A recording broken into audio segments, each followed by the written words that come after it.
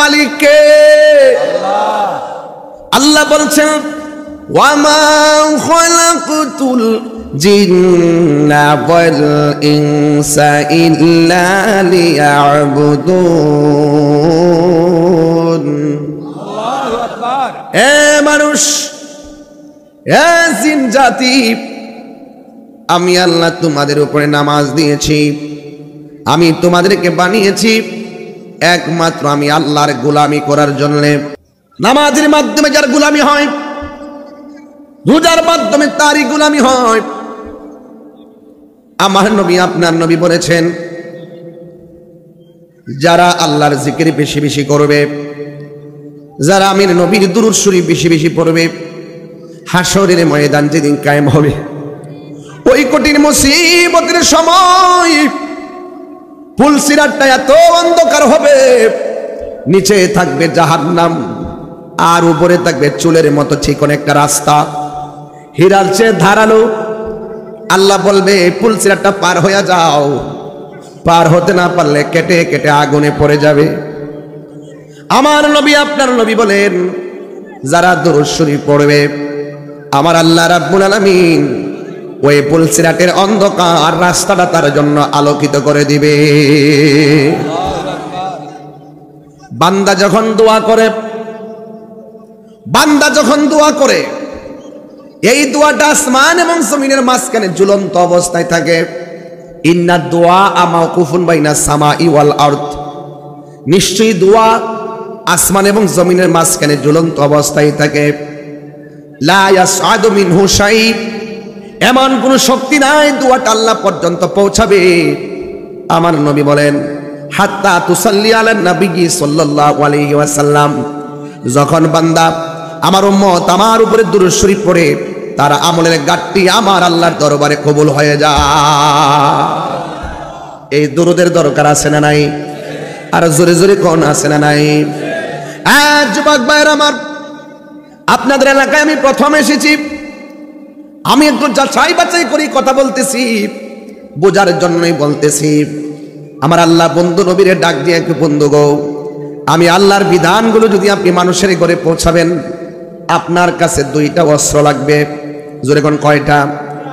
একটা হলো সুন্দর ব্যবহার। আল্লাহ রাব্বুল আলামিন কোরআনের মধ্যে বলে দিয়েছেন, মানুষের সামনে জোর জবরদস্তি করে ইসলাম কায়েম করা যাবে না, ঠিক নেই? ভালোবাসার দ্বারা দেশ জয় করা যায়, ভালোবাসার দ্বারাই মন জয় করা যায়। আল্লাহ রাব্বুল আলামিন কোরআনে বলেছেন, উদউ ইলা সাবিলি রাব্বিকা বিল হিকমাতি ওয়াল মাউইজাতিল হাসানা। আল্লাহ রাব্বুল আলামিন কোরআনুল কারীমের মধ্যে সুন্দর মানুষকে দুইটা পদ্ধতির মাধ্যমে ইসলামের দিকে আনতে হবে, দ্বীনের দিকে আনতে হবে। একটা হলো সুন্দর ব্যবহার, আর একটা হলো সুন্দর ওয়াজ। জোরে কোন সুবহানাল্লাহ। মানুষকে দ্বীনের পথে ডাকবেন, উদউ ইলা সাবিলি রাব্বিকা বিল হিকমা ওয়াল মাউইজাতিল হাসানা। হিকমতের মাধ্যমে মানুষকে দ্বীনের পথে ডাকতে হবে, বাইরা বেরি কইরা জোর জবরদস্তি করে পারা যাবে না। আল্লাহ রাব্বুল আলামিন বলেন, সুন্দর ওয়াজের মাধ্যমে মানুষকে হেদায়েতের দিকে ডাকতে হবে। লা ইকরাহা ফিদ্দীন।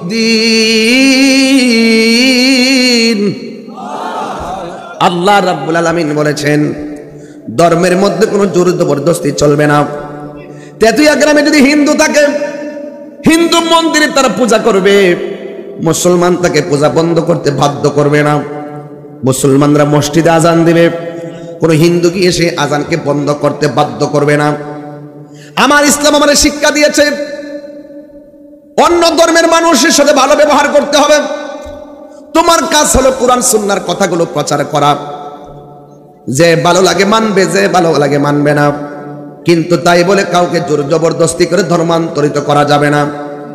32টা দাঁতের ভিতরে জিহ্বাটা যেমন নিরাপদ, আমার দেশের অন্যান্য ধর্মের মানুষগুলো আমাদের কাছে তার চাইতে বেশি নিরাপদ থাকতে হবে। কথা বলেন ঠিক কিনা?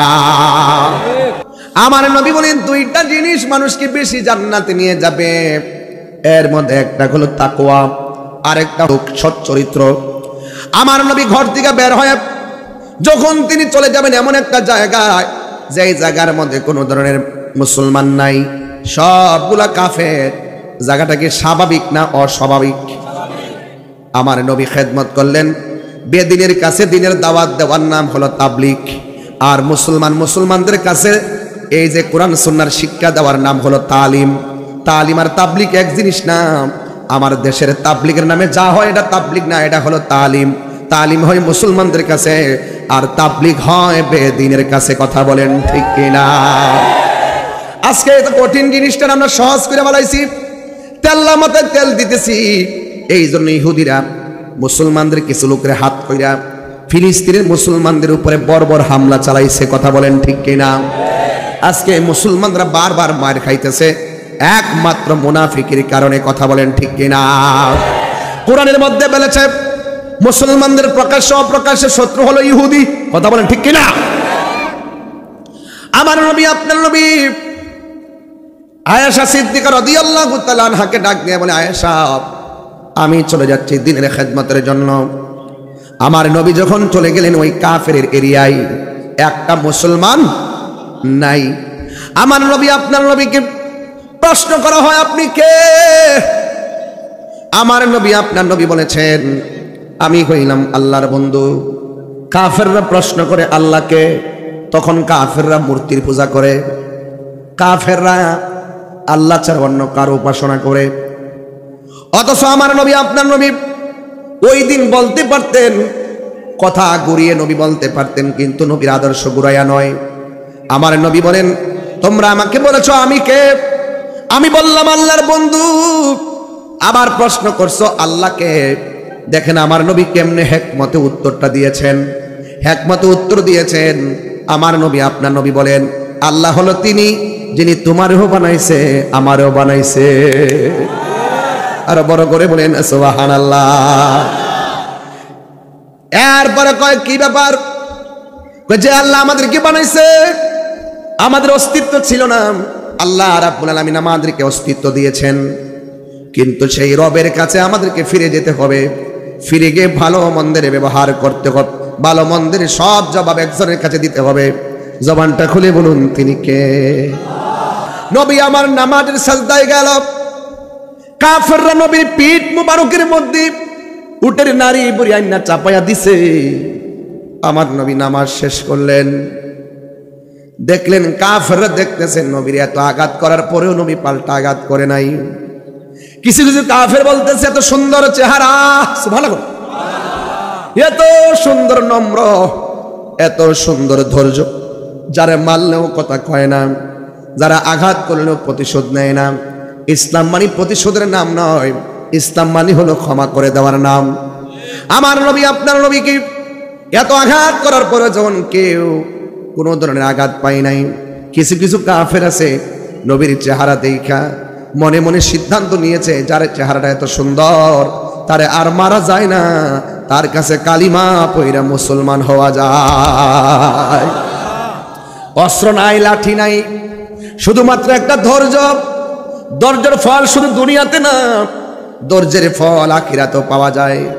আল্লাহ রাব্বুল আলামিন কোরআনের মধ্যে বলে দিয়েছেন, وَلَنَبْلُوَنَّكُمْ بِشَيْءٍ مِّنَ الْخَوْفِ وَالْجُوعِ وَنَقْصٍ مِّنَ الْأَمْوَالِ وَالْأَنفُسِ وَالثَّمَرَاتِ وَبَشِّرِ الصَّابِرِينَ। আল্লাহ রাব্বুল আলামিন বলেন, আমার প্রেমিক যারা হবে, আমার আশিক যারা হবে, আমি আল্লাহ তাদেরকে ভয় দিয়ে পরীক্ষা করব, আমি আল্লাহ তাদেরকে অভাব দিয়ে পরীক্ষা করব, আমি আল্লাহ তাদেরকে রোগ বিমার দিয়ে পরীক্ষা করব। এই রোগ বিমারের মধ্যে যারা ধৈর্য ধারণ করে থাকতে পারবে, আমার আল্লাহ বলেন এই দুনিয়ায় যারা আমি আল্লাহর জন্য পরীক্ষা দিবে, আমি আল্লাহ হাসরের ময়দানে তার ফার্স্ট ক্লাস রেজাল্ট হিসেবে জান্নাত দিয়ে দিব। এই দিক দিয়ে আমার নবী কাফেরের বাড়ি, নবী আমার তাবলীগ করতে গেছেন। আর এই দিক দিয়া আবু বকর সিদ্দিক রাদিয়াল্লাহু তাআলা আনহু আমার নবীর মেয়ে, নবীজির স্ত্রী, যার নাম হলো হযরত আয়েশা সিদ্দিকা। আয়েশা সিদ্দিকা কিন্তু আমরা দিরাইয়ের আয়েশার মতন না, যে আয়েশা নবীর কাছ থেকে যখন হাদিস শুনতেন ডাইরেক্ট মুখস্থ করে ফেলাইতেন। পৃথিবীর মধ্যে 7 জন রাবী আছে সর্বোচ্চ হাদিস বর্ণনা করেছেন, এর মধ্যে একজন হলো আয়েশা, যিনি 2210টি হাদিস বর্ণনা করেছেন। হ্যাঁ যুবক ভাইরা আমার, আয়েশা সিদ্দিকা এত সুন্দর, এত সুন্দরী। আমার নবী আপনার নবী এই সুন্দরের কারণে আয়েশা সিদ্দিকাকে হুমায়রা বলে ডাকতো। হুমায়রা শব্দের অর্থ, হুমায়রা শব্দটি আহমারুন থেকে, ওই আহমারুন শব্দের অর্থ হলো লাল, আর হুমায়রা শব্দের অর্থ হলো লাল সুন্দরী। জোরে জোরে কি সুবহানাল্লাহ বলা যাবে না? নবীর স্ত্রী হযরত আয়েশা সিদ্দিকা রাদিয়াল্লাহু তাআলা আনহা ওই বাড়ির মধ্যে একা একা। আয়েশা সিদ্দিকাকে যার কাছে প্রশ্ন করা হয়েছিল, আয়েশা আপনি তো নবীর সঙ্গে ঘর সংসার করেছেন, আপনি বলুন না নবীর চরিত্রটা কেমন ছিল? আয়েশা সিদ্দিকা বলে, ও পৃথিবীর মানুষ, নবীর চরিত্র যদি আমার কাছে জানতে চাও, গোটা কোরআন শরীফটাই নবীর চরিত্র। কোরআনের মধ্যে কোনো সন্দেহ আসেনি, কই নবীর চরিত্রের মাঝেও যারা পরিমাণ কোনো সন্দেহ, কলঙ্কের কোনো দাগ নাই, ঠিক কিনা বলেন? এরপরে একদিন আয়েশা সিদ্দিকা রাদিয়াল্লাহু তাআলা আনহাকে প্রশ্ন করা হয়েছিল, আয়েশা আপনি যে নবীর সংসার করেছেন, নবীর চেহারাটা দেখতে কেমন ছিল? আয়েশা সিদ্দিকা বলে, ও পৃথিবীর নারী সমাজ, তোমরা বলতেছো নবীর চেহারাটা কেমন ছিল, শুনে যাও। ইউসুফ আলাইহিস সালামের মজলিসে ইউসুফ নবীর দেইকা মহিলারা ফল কাটতে যাইয়া আঙ্গুল কাটটা ফালাইছে, যাররা পরিমাণ কোনো টের পাই নাই। আর ওই মজলিসে যদি আমার নবী, আপনার নবী সেই মজলিসের মধ্যে যদি যে তোরে বাবা, ওই মহিলারা ফল কাইটা আঙ্গুল কাটছে তো দূরের কথা, কলিজাটা কাইটা টুকরা টুকরা কইরা ফালাইতো, যাররা পরিমাণ কোনো টের পেত না। এত সুন্দর ওয়া মা আরসালনাকা ইল্লা রাহমাতাল লিল আলামিন।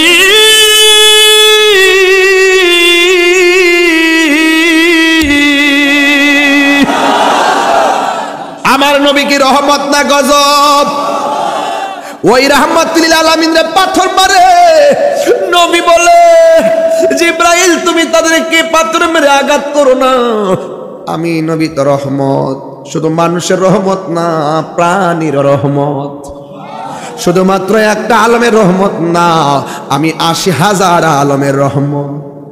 আমি শুধু ১,০০০ সৃষ্টির রহমত না, আমি ৮০,০০০ মাখলুকাতের রহমত।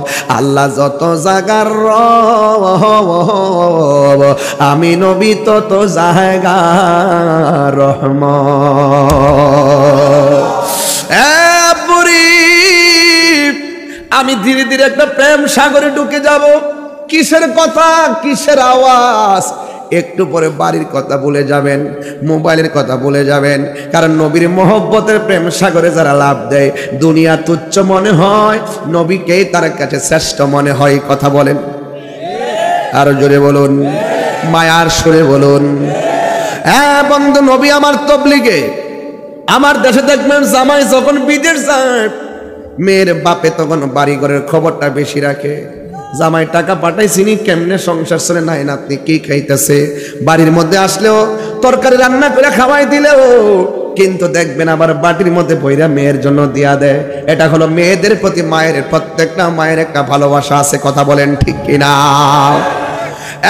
বন্ধু আমার, নবী যখন বাড়ির মধ্যে নাই, তখন ওই আবু বকর সিদ্দিক রাদিয়াল্লাহু তাআলা আনহু তিনি শুনলেন বাড়িতে কিছু নাই। এই দিক দিয়ে ফাতেমাও আছে, ওই দিক দিয়ে হাসান হুসাইনও আছে। ওই আবু বকর সিদ্দিক বাবা হিসাবে তিনি ৬টা খেজুর নিয়ে আসলেন, আইনা বললেন, মা গো, আমি শুনেছি নবীজি বাড়িতে নাই, কিন্তু তিনি ঘরের মধ্যে কি দিয়ে গেছেন আমি জানি না, বাবা হিসাবে তোমার জন্য আমি কিছু খাবার নিয়ে এসেছি। আয়েশা সিদ্দিকা রাদিয়াল্লাহু তাআলা আনহা হাতের মধ্যে খেজুরগুলো নিয়া বলতেছেন, আব্বা জান, আপনি বাবা হিসাবে দায়িত্ব পালন করেছেন, তবে আমার কাছ থেকে রহমাতুল লিল আলামিনের একটা গুণের কথা শুননা যান, একটা বৈশিষ্ট্যের কথা শুননা যান। কয় কি? কয় আপনি আমার খেজুর দিয়েছেন আমি খাওয়ার জন্য, আপনি বলুন তো আব্বা, আমি কেমনে খাই? একদিন বুঝি না, 2 দিন বুঝি না, আমার নবী তো কোনোদিন আমার সারা খাবার খাই নাই, আমি আমার নবীর সারা কেমনে খাবো? আরে দিরাইর বাবা,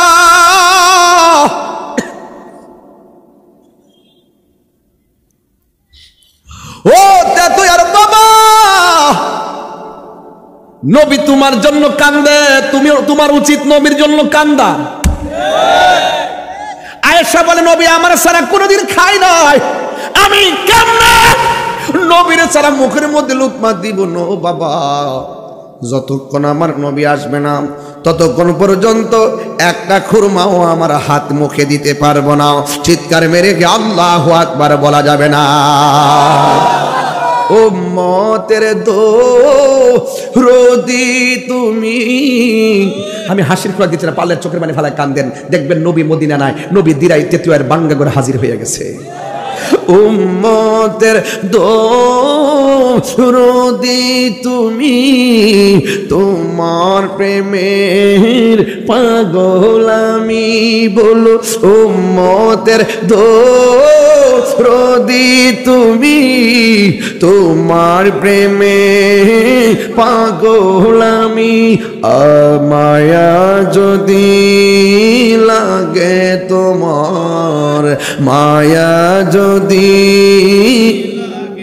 তোমার, দাও না দেখা ঘুমের ঘরে, রাসূল তোমায় ভালোবাসি, মনের হৃদয় যারে কই, বুকের মাঝে জ্বালায় আমার, দূর হবে তো মারে দিদারে, দূর হবে তো মার দিদারে।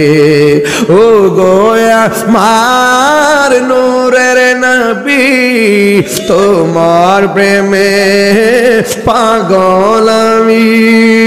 ও গোয়া তোমার প্রেমে পাগল আমি। আর জন্ম আমার বাংলাদেশে, জন্ম হরে হরে কেছো আমায় পাগল করে, হায় জন্ম আমার বাংলাদেশে, রেগেছ আমায় পাগল করে, জন্ম আমার বাংলাদেশে, রেখেছ আমায় পাগল করে। ইয়া রাসূলুল্লাহ, নবী গো নবী, একটা বার নূরানি নজর দিয়ে তাকায় দেখেন না, মানুষগুলো খায় নাই, মানুষগুলো বাড়িতে ঘুমাই নাই গো নবী। আপনার জন্য কেমনে বয়া বয়া এতক্ষণ নড়াচড়া করছে, এখন মনটা দাঁড়ায় গেছে, চোখের পানিগুলো চল চল করতেছে। বুঝছি রে যুবক, মদিনায় বুঝি যাইতে মনে চাই, টাকা বুঝি নাই, মদিনা বুঝি যাইতে মনে চাই, পাসপোর্ট বুঝি নাই, মদিনা যাইতে মনে চাই, ভিসা বুঝি নাই, এখন সারা জীবন টাকা নাই বইলা কি এইভাবে শুধুমাত্র স্বপ্ন স্বপ্ন স্বপ্ন স্বপ্ন। আরে মদিনায় হাজি গেলে হাজির দিকে তাকাইয়া তাকায় গো ভাই হাজি, মদিনাওয়ালার কাছে সালামটা পৌঁছাইয়া দিয়ে, এই কথা বলে বলে আর কতদিন আমরা এভাবে থাকবো? ও বন্ধু, তোর টাকা নাই, পয়সা নাই, তোর কোনো কিছু নাই, কোনো অসুবিধা নাই, শুধুমাত্র নবী নবী করো। আর নবীর উপরে শুক্রবার রাতের বেলায়, বৃহস্পতিবার খেয়াল করেন, বৃহস্পতিবার দিন দিবাগত রাত্রে অথবা সোমবারে দিবাগত রাত্রে সুন্দর করে ওযু করবেন, ওযু কইরা এশার নামাজটা পড়বেন, নামাজটা পড়া যখন ঘুমের ঘরে যাবেন, যাওয়ার সময় আপনি ডান কাত হইয়া আপনি একটা দুরূদ শরীফ পড়বেন, আল্লাহুম্মা সাল্লি আলা সাইয়্যিদিনা মাওলানা মুহাম্মাদিন নাবিয়্যিল উম্মি ওয়া আলিহি ওয়া আসহাবিহি ওয়া বারাকা ওয়া সাল্লাম বিআদাদি কুল্লি শাইইন মালুম কামা তুহিব্বু রাব্বানা ওয়া তারদা। এইভাবে প্রতি সপ্তাহে একবার 40 বার করে করে ঘুমাইবেন, একদিন করে কাগজে হাজিরা দিবেন, 40 দিন পর্যন্ত আমলটা করবেন। আমার নবী আপনার নবী আপনারা ভাঙ্গা করে দিদার দিতে দেরি করবে না, জোরে বলেন সুবহানাল্লাহ। নবীর মুহাম্মদে ডাক দিলে নবী আসার ক্ষমতা আছে না নাই? আর জোরে বলো আছে না নাই? বন্ধুরে টান দেন না বাবারা, বন্ধুরে আমার ও আমার দিরায়ের বাবারা, ও তেতুয়াই সুনামগঞ্জের বন্ধু বন্ধু, আমার নবী আপনার নবী তাবলীগে গেল, এই দিক দিয়ে আমার নবী 7 দিন পরে আসলো। আয়েশা দেখে আয়েশা সিদ্দিকা রাদিয়াল্লাহু তাআলা আনহু দরজার মধ্যে পন্তপনে তাকায়া তাকায়া নবীর জন্য অপেক্ষা কইরা খেজুরগুলো নিয়ে দাঁড়ায় রইছে, একটা খেজুরও মুখের মধ্যে দেই নাই। আমার নবী ডাক দিয়ে বলে, এসো ও এসো গো, আমি যাওয়ার সময় ঘরের মধ্যে কিচ্ছু দিয়ে যাই নাই, খেজুরগুলো তুমি কোথায় থেকে পেলে? এবার ডাক দিয়ে বলে, নবী গো, আমার আব্বা জান আবু বকর সিদ্দিক রাদিয়াল্লাহু তাআলা আনহু শুনেছেন আপনি বাড়ির মধ্যে নাই, এই জন্য আমার জন্য 6টা খেজুর নিয়ে আসছিল, কিন্তু আমি খাই নাই গো নবীজি, আপনি এসে বন্টন করবেন। আমার নবীর নূরানি হাত মোবারকে খেজুরগুলো নিলেন, একটা হযরত আয়েশা সিদ্দিকা রাদিয়াল্লাহু তাআলা আনহাকে দিলেন, আরেকটা হযরতে খাতুনে জান্নাত মা ফাতেমাকে দিলেন। এই ফাতেমা কি দিরায়ের ফাতেমার মতন নাকি? এই ফাতেমা হলো জান্নাতের রমণীদের সরদারিনী। ও বন্ধু বন্ধু বন্ধু রে, এবার আমার নবী আপনার নবী আরেকটা খেজুর ইমামে হাসানকে দিলেন, আরেকটা খেজুর হযরত ইমামে হুসাইনকে দিলেন, আরেকটা খেজুর অতিরিক্ত হয়ে গেছে, 5টা খেজুর 5 ভাগে ভাগ করছে, একটা খেজুর অতিরিক্ত হয়ে গেছে। আমার নবী বলে, আয়েশা তুমি অনেক দিন ধরে খাও নাই, এই খেজুরটা তুমি খেয়ে নাও। আমার নবী বলে, না গো না, আপনি অনেক কষ্ট করে এসেছেন, মেহেরবানি করে আপনি এটা খেয়ে নেন, এটার নাম হলো সংসার, এটার নাম হলো সংসার। ও আমার মা গো মা, আল্লাহ ছাড়া যদি কাউকে সাজদা করার অনুমতি দেওয়া হতো তাইলে স্ত্রীকে অনুমতি দিত স্বামীকে সাজদা করার জন্য। এই জন্য মা গো, দাম্পত্য জীবন তাকেই বলা হয় যে এই সংসারে কোনো ঝগড়া নাই, কোটাকুটি নাই। আমার নবী দাম্পত্য জীবনের শিক্ষা দিয়ে গেছেন। ইন দি মিন টাইমে আয়েশা সিদ্দিকা আমার নবীর এইভাবে তার গায়ের মধ্যে একটা ওড়না মোবারক ছিল, জোরে কে সুবহানাল্লাহ বলা যাবে না রে। আমার নবী বলে, আয়েশা তুমি খাও, আমার নবী বলে, আয়েশা তুমি খাও। দুইজনের ঠেলাঠেলি চলতেছে। এবার আয়েশা সিদ্দিকার ওড়না মোবারক দিয়া আমার নবীর এমনি জড়াইয়া ধরছেন, জড়াই কর না না খায়া যাইতে দিতাম না। 2টা মাথা আয়েশা সিদ্দিকার হাতে, আমার নবী 2টা মাথার মাঝখান দিয়ে নবী চলে গেছে। আয়েশা সিদ্দিকা ডাক দিয়ে, ইয়া রাসূলুল্লাহ, আমি আপনারে এমন ভাবে জড়াইয়া ধরছি, কেমনে আপনি গেলেন গা? আমার নবী বলে, আয়েশা রে, আমি হইলাম নূরুন আলা নূর, আমি হইলাম আল্লাহর নূরের তৈরি, আমাকে কোনো জিনিস বেঁধে রাখতে পারে না। এই আওয়াজে মানি না, জবানটা খুলে বলেন না আল্লাহু আকবার। এ বন্ধু, আমার নবী বলে, আয়েশা রাখো রাখো, একটু লোটা দাও, পানি দাও, ইস্তেঞ্জা করব। এবার আমার নবী আপনার নবী ইস্তেঞ্জার মধ্যে গেলেন। আয়েশা সিদ্দিকা মনে মনে ভাবতেছেন, কোনদিন নবীর পায়খানা মোবারক দেখি নাই, আজকে একটু পায়খানা মোবারক দেখব। সুবহানাল্লাহ করে ওয়াজটা কিন্তু লম্বা দূরে ফেলছি, আপনাদের কি কষ্ট হইবে বাজান? অনেক দূর যাইতে হবে না ইনশাআল্লাহ। আমি কি বুঝাইতেছি ইনশাআল্লাহ? ওয়াজটা বুঝতেছেন তো? একদম খেদমত থেকে শুরু করছি, এখন কিন্তু মোহব্বত চলতেছে, একটু পরে রিয়াজত চলবে। মারহাবা জোরে বলেন। খেদমত, ইবাদত, রিয়াজত, মারহাবা কোন কেন? যুবক ভাইরা আমার নবী বলেন, একটু লুটা দাও। এবার ইস্তেঞ্জা খানার মধ্যে রাসূল গেলেন। আয়েশা বলে, কোনদিন নবীর পায়খানা মোবারক দেখি নাই, নবীর পসরা মোবারক দেখি নাই, আজকে একটু নবীর পায়খানা মোবারক দেখব। এই কথা বললেন, নবী ইস্তেঞ্জা করলেন, এরপরে আয়েশা ওযু করলেন, এরপরে আমার নবী মসজিদে চলে গেলেন। ও বন্ধু রে, এবার আয়েশা সিদ্দিকা বলেন, আমি গেলাম পায়খানা মোবারকের মধ্যে, আমি যখন ভিতরে ঢুকলাম, আল্লাহর কসম করে বলি, আমি গিয়া পায়খানার কোনো চিহ্ন মোবারক দেখি নাই, আমি কোনো প্রস্রাব মোবারকের চিহ্ন দেখি নাই। ও বন্ধু রে, ও যুবক ভাই, এবার আয়েশা সিদ্দিকার মনটা খারাপ, কি ব্যাপার, যাই দেখতে গেলাম পেলাম না। এবার আমার নবীর সামনে গিয়ে দাঁড়াইছে, একবার আয়েশা নবীর কপাল মোবারকের দিকে তাকায়, আরেকবার নবীর পেট মোবারকের দিকে তাকায়, আরেকবার নবীর কদম মোবারকের দিকে তাকায়। আমার নবী ডাক দিয়া বলে, আয়েশা গো, ও আয়েশা, কোনদিন তো তুমি আমার কামে এমনে তাকাও নাই, আজকে কেন তুমি এমন ভাবে আমার দিকে তাকাইতাছো? আমার নবী ডাক দিয়ে বলে, আয়েশা গো, কেন তুমি আমার দিকে এমন ভাবে তাকাইতাছো? ও বন্ধু, আমার নবী আপনার নবী আয়েশা বলেন, ইয়া রাসূলুল্লাহ, আমার মনে বড় স্বাদ ছিল, ইচ্ছা ছিল আপনার পায়খানা মোবারক দেখবো, কিন্তু আমি আপনার পানি দিলাম, পানির জায়গায় পানি রইল, কিন্তু ইস্তেঞ্জাখানায় যাইয়া প্রস্রাব মোবারকের চিহ্ন পেলাম না, পায়খানা মোবারকের চিহ্ন পেলাম না, প্রস্রাব মোবারকের চিহ্ন পেলাম না। ইয়া রাসূলুল্লাহ, নবী গো, ও মায়ার নবী, ও দয়ার নবী, পায়খানা মোবারক গেল কই? আপনি পায়খানা করেছেন কই? জি করেছি। পায়খানা মোবারক গেল কই? এ আয়েশা, আমাকে কি তোমার বাবা আবু বকরের মতো মনে করো নাকি? আমাকে কি তোমার উমরের মতো মনে করো নাকি? আমি হইলাম আল্লাহর নূরের তৈরি। আমি যখন পায়খানা করতে বসি, আল্লাহর জমিনটা দুইটা ভাগ হয়ে যায় আমার পায়খানা মোবারক বক্ষণ করার জন্যে।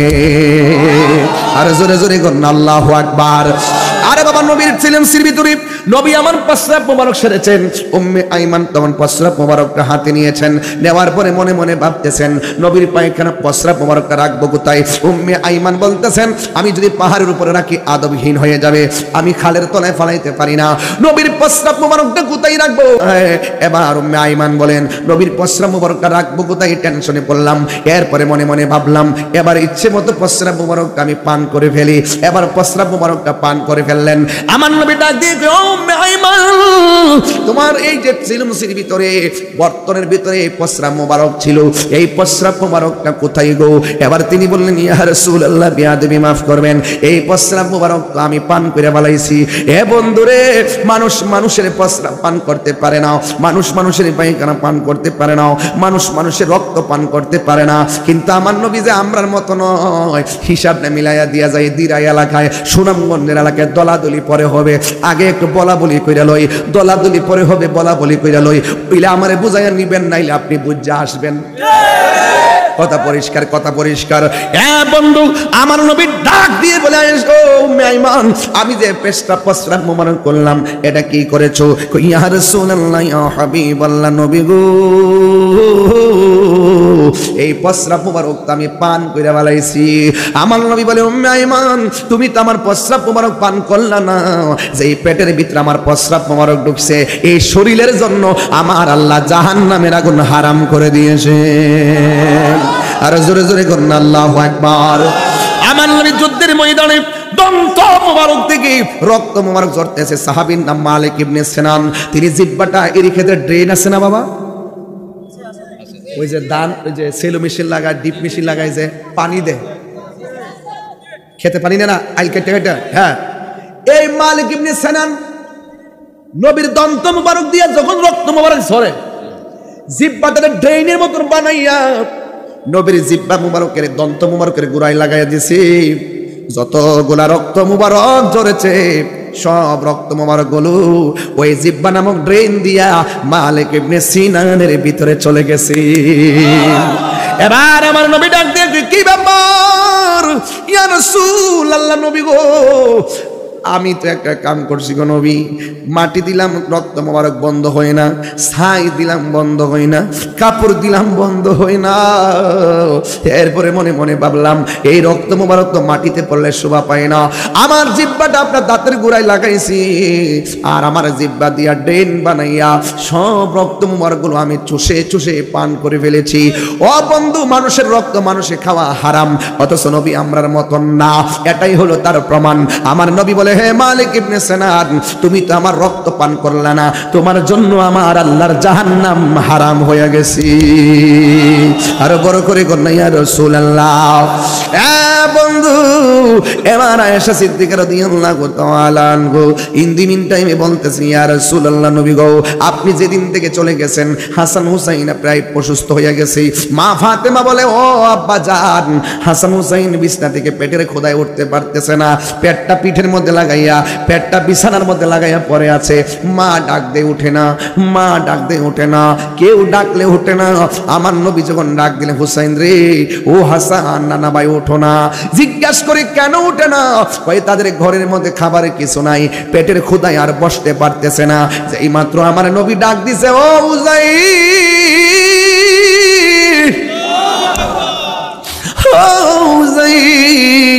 তোমার নানা ভাই ডাক দিছে রে। এবার ঘরের মধ্যে দুই ভাই দাঁড়ায় গেছে।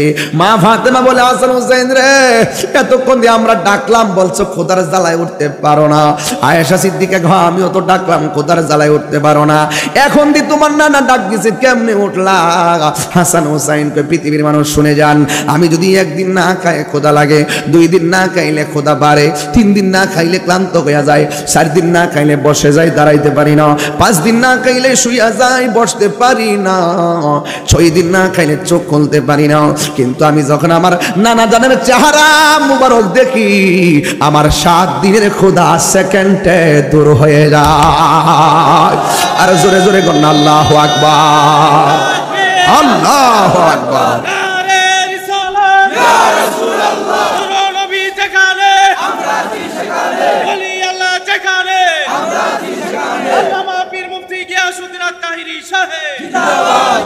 দেখা দাও রাসূলুল্লাহ তুমি, কাঁদে আশিক তোমার। সুবহানাল্লাহ না আছো শুয়ে মদিনায় তুমি, ডেকে নাও রোজা তোমার।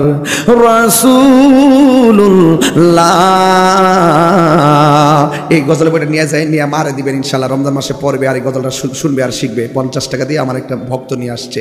দেখা দাও রাসূলুল্লাহ তুমি, কাঁদে আশিক তোমার, আছো শুয়ে মদিনায় তুমি, ডেকে নাও রোজা তোমার।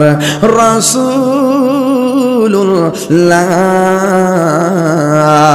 কি উপায় হবে আমার, তোমার দেশে যায় কত আশিকান, এই দম পড়ে আছি বাংলায় তান, তোমার দেশে যায় কত আশিকান, এই দম পড়ে আছি বাংলায় তান, যেতে পারলাম না আমি দেশেতে তোমার, যেতে পারলাম না আমি দেশেতে তোমার, শিখা দাও রওজা তোমার। রাসূলুল্লাহ কি উপায় হবে আমায়, মরণের চিঠি যখন আসবে আমার। পাউডার দিয়ে কয়ে দেওয়া যায়, পায়ে ধীরে বলে দেওয়া যায়, জীবনে কোনোদিন মরণের ঘাটে কেউ গেলে তার কানের কাছে যাইয়া দুনিয়ার কথা কইেন না, মা আইছে, বাপ আইছে, দাদা আইছে, 14 গোষ্ঠী আইছে, এই কথা কইেন না, তার কানের কাছে যাইয়া শুধু কালিমার তালকিন দিবেন, এটাই তার উপকার। কথা বলেন ঠিক না ঠিক? এই জন্য বলতেছি, মরণের চিঠি যখন আসবে আমার, কালিমার তালকিন দিও বারে বার, প্রাণ ভরে দেখব চেহারা তোমার, প্রাণ ভরে দেখব চেহারা তোমার, ডেকে নাও রোজা তোমার। রাসূলুল্লাহ কি উপায় হবে আমার, রাসূলুল্লাহ কি উপায় হবে আমার। একটা জবানও বন্ধ রাখবেন না, জবানটা খুলে বলুন ইয়া রাসূলুল্লাহ।